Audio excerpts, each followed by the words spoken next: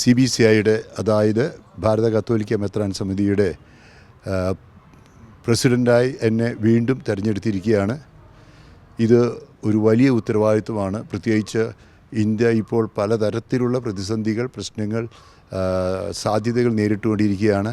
ഈ അവസരത്തിൽ ഭാരത കത്തോലിക്ക സമിതിയുടെ മുഴുവൻ, കത്തോലിക്ക സഭയുടെ മുഴുവൻ ലീഡർഷിപ്പ് ഏൽക്കുക എന്ന് പറഞ്ഞത് ദൈവാനുഗ്രഹം വളരെയേറെ ആവശ്യമുള്ളൊരു കാര്യമാണ്.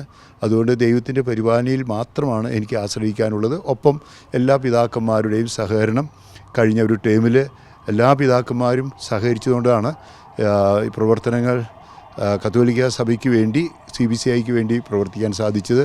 മാത്രമല്ല ഓഫീസ് ബെയറേഴ്സിൻ്റെ നല്ലൊരു ടീം എൻ്റെ കൂടെ ഉണ്ടായിരുന്നു.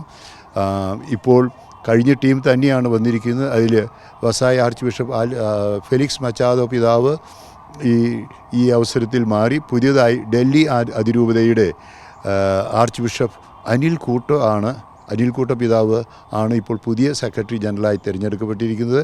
അതുകൊണ്ട് ഈ പുതിയ ടീമോടുകൂടി സഭയെ വേണ്ട തരത്തിൽ നയിക്കാൻ, ഭാരത കത്തോലിക്ക സഭയ്ക്ക് ആവശ്യമായിട്ടുള്ള നേതൃത്വം കൊടുക്കാൻ ദൈവം അനുഗ്രഹിക്കുന്നു. പരിശുദ്ധ അമ്മയുടെ മധ്യസ്ഥത തേടുന്നു.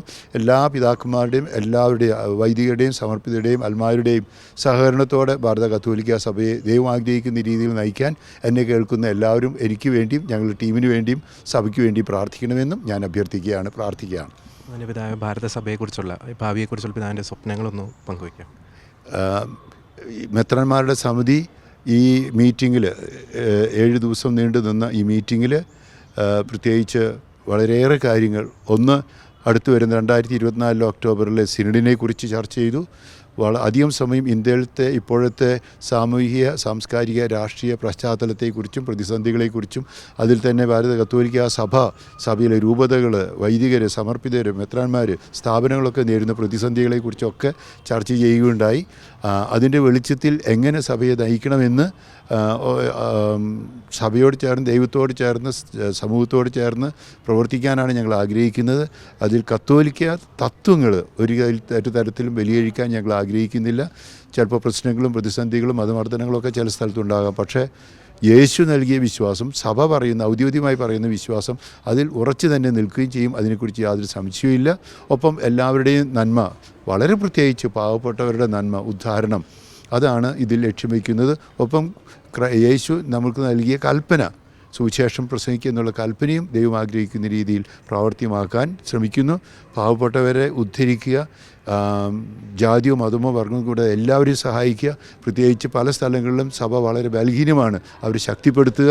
ഇതൊക്കെ CBCIയുടെ ഉത്തരവാദിത്വമാണ്.